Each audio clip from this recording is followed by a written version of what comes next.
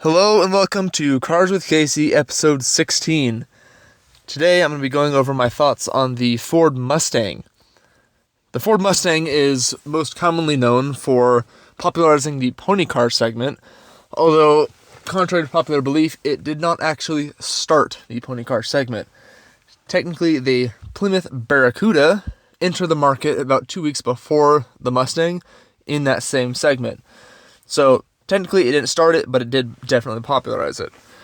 The Mustang just had better styling and better marketing than the Barracuda, and so the Mustang is more remembered than the Barracuda. But the 1964 Mustang GT would cost about $26,000 in today's money. It was an affordable sports car.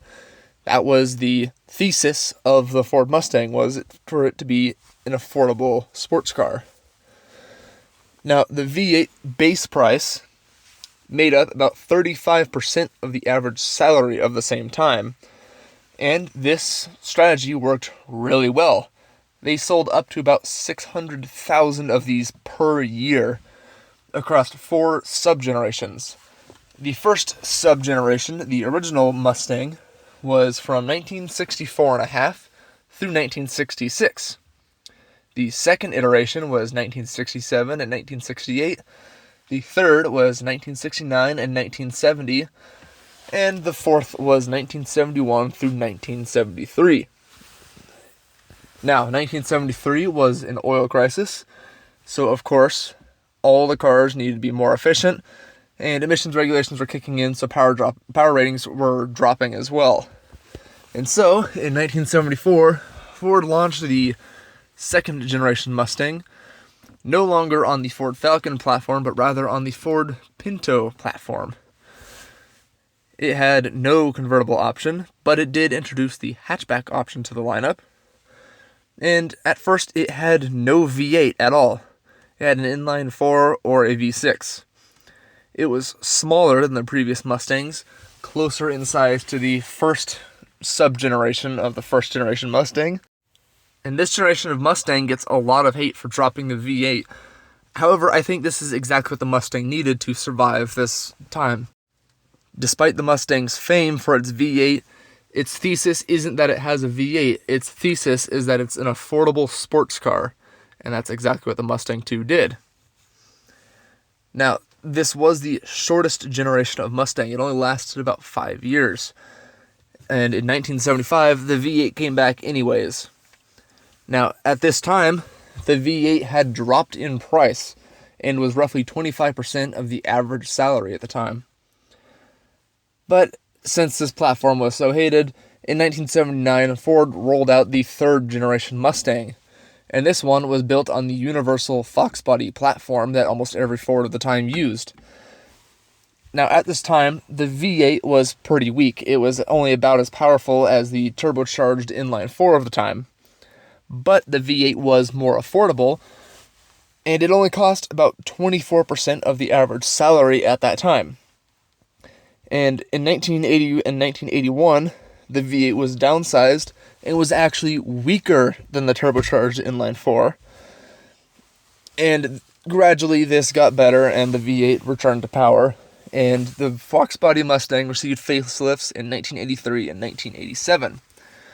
Now, before the 1987 facelift, the Fox body Mustang was actually supposed to be succeeded by a rebadged front-wheel drive Mazda that had no V8. They were going to try and make the Mustang an economy sports car again, which, isn't a bad thing, but the fact that they're replacing the American sports car with rear-wheel drive and replacing it with a Mazda that had front-wheel drive, that was the controversial part.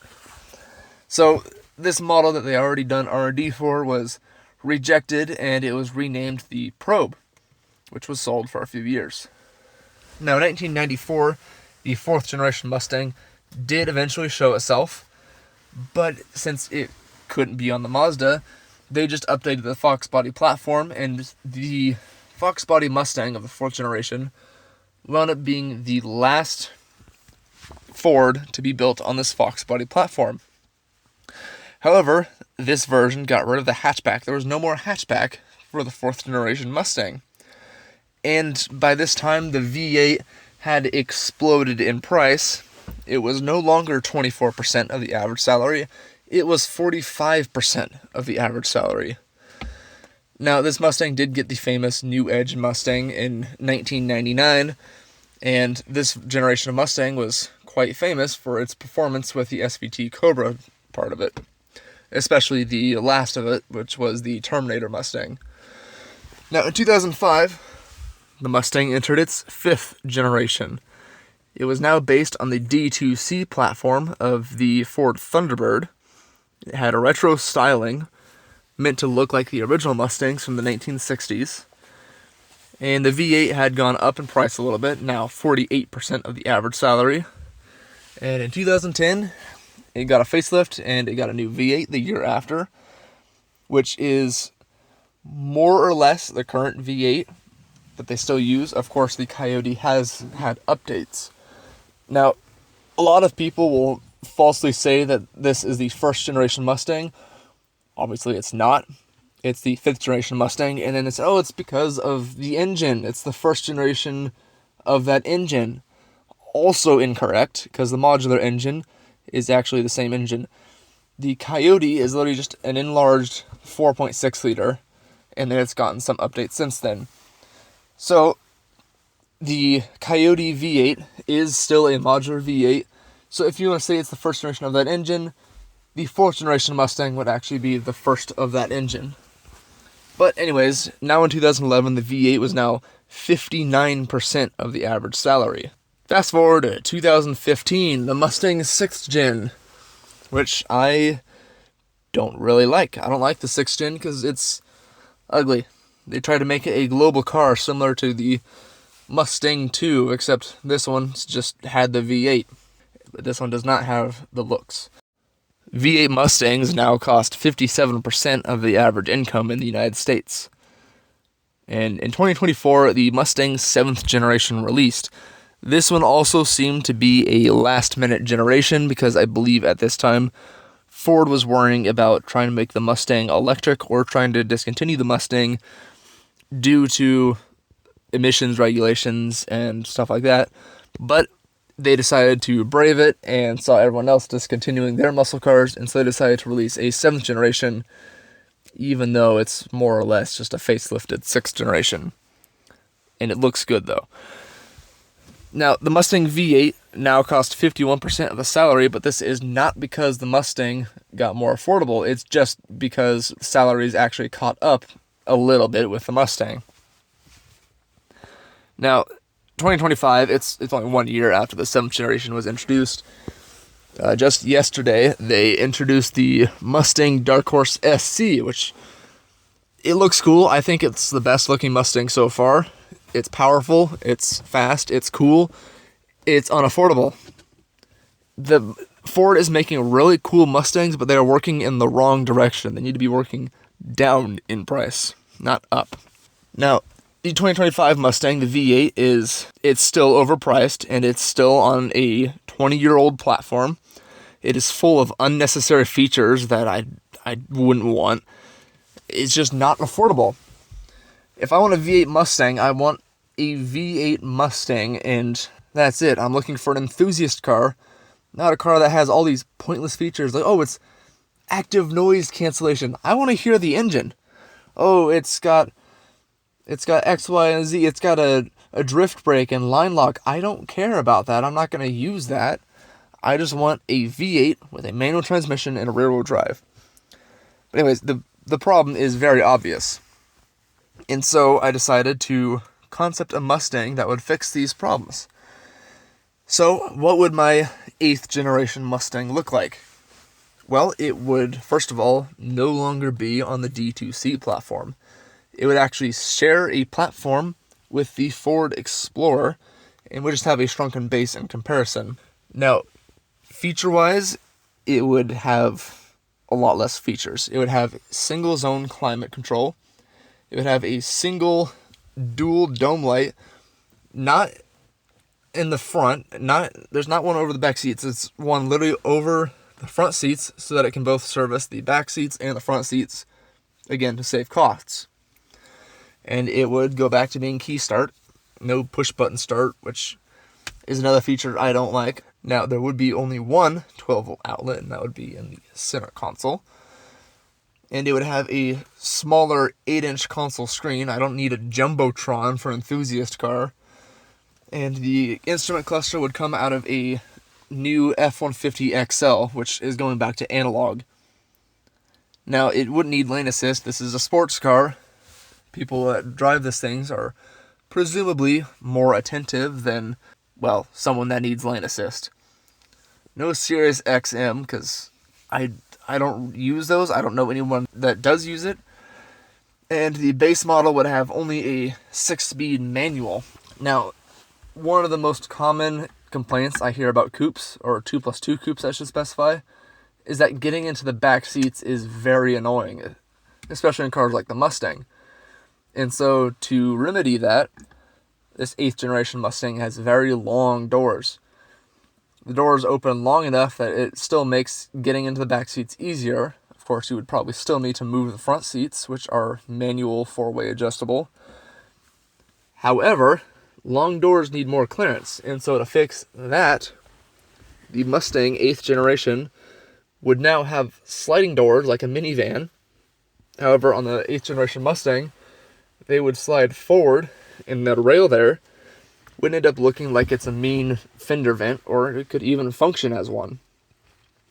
But the Mustang now can park in tighter spaces, it can more comfortably fit people, and it's more affordable. Now, the base drivetrain, of course, is a 6-speed manual, but it also retained the 2.3-liter inline-4 of the current Mustang as the base engine, and that would get fed to a 3.15 axle. Now, the base model would, of course, have rear-wheel drive, as any Mustang. That one's kind of obvious. And it would have a 3-door hatchback. The base model has no convertible. If you want a convertible, you have to get a higher trim. It would have a 6-speaker sound system, and it would have a target price tag of $25,000, which is about $7,000 lower than the current Mustang. Now, there is the premium trim Mustang out of 3. And this one does have push-button start. It has a 9-speaker sound system. Optionally, you can get a convertible, which adds $5,000 to the price tag. You can option for a 10-speed automatic, which adds $2,000. And the premium trim also adds a secondary trunk layer that is above the first. And so that makes it so that the rear seats will fold flat with this new trunk base, so you can actually use the trunk for more. Optionally, you can get this with a durable rear cargo area liner for $700, which effectively turns the back of the Mustang into a truck bed. So you can actually use this car. And the premium trim would have a target price tag of $30,000. The third highest and final trim would be the Lariat trim. It would have everything that the premium trim has, plus heated side mirrors, rear fold-down consoles, a roll-up sunnet on both windows, a powered rear hatch, heated steering wheel, dual-zone climate control, active noise cancellation, lane keeping system, powered front seats, and it would have quarter-panel cameras to assist with parallel parking. Again, the Mustang can now fit and park into a much smaller area, despite it being about the same size. Now, of course, all these would have some universal options that could be applied to any trim. You may have noticed that I haven't mentioned a V8 yet. But first things first, the first option to know about is the wide body option. From factory, you would be able to get a wide body that would cost about $5,000. It wouldn't be an overly aggressive wide body, but it would be a wide body just enough to make it a little bit more stable and look a little better. Now, it being based on the Explorer means it'll have Explorer goodies. For $2,000, you can add all-wheel drive to your Mustang. Not only that, for $3,000, you can get a factory lift, which means for as low as $30,000 MSRP, you now have a lifted all-wheel drive Mustang with over 300 horsepower. Now, for $1,000, you can upgrade your brakes, and this would be required if you have a supercharger, which is the next option. The supercharger requires that you have a V8 engine, and it costs $10,000. Now, V8 options. The base V8 would cost an extra $2,000 on any trim. It is the F-150 spec V8 with 400 horsepower, and this would cost you about $2,000. The next V8 is the Mustang spec V8, or the 5.0 HO, with about 480 horsepower, and that would cost you about $3,000. And of course, heated seats. You gotta have heated seats as an option, which will cost you an extra $1,000. All in all, this is a Mustang that I believe people would buy not just because it's a sports car, but because it's genuinely just a nice coupe to have.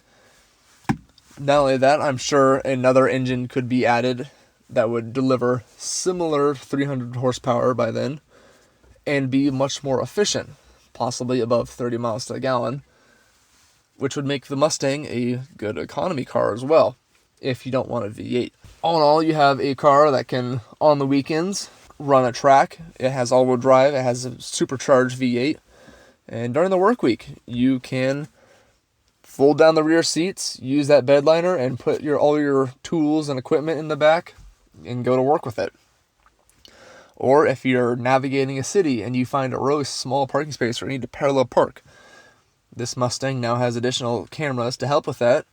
Plus, you don't need to worry about having a wide area next to you to open the doors, because the doors will now slide. All in all, I think people would like this Mustang, and that's my idea. Let me know what you think of this idea, and I've looked forward to talking to you today. I look forward to talking to you in the next episode as well. This has been Cars with Kasey, which can be found on Instagram, Spotify, and YouTube. And on Instagram and YouTube, I can be found under the username TavlingAppa. That's Tavling, Tavling, Appa, APA.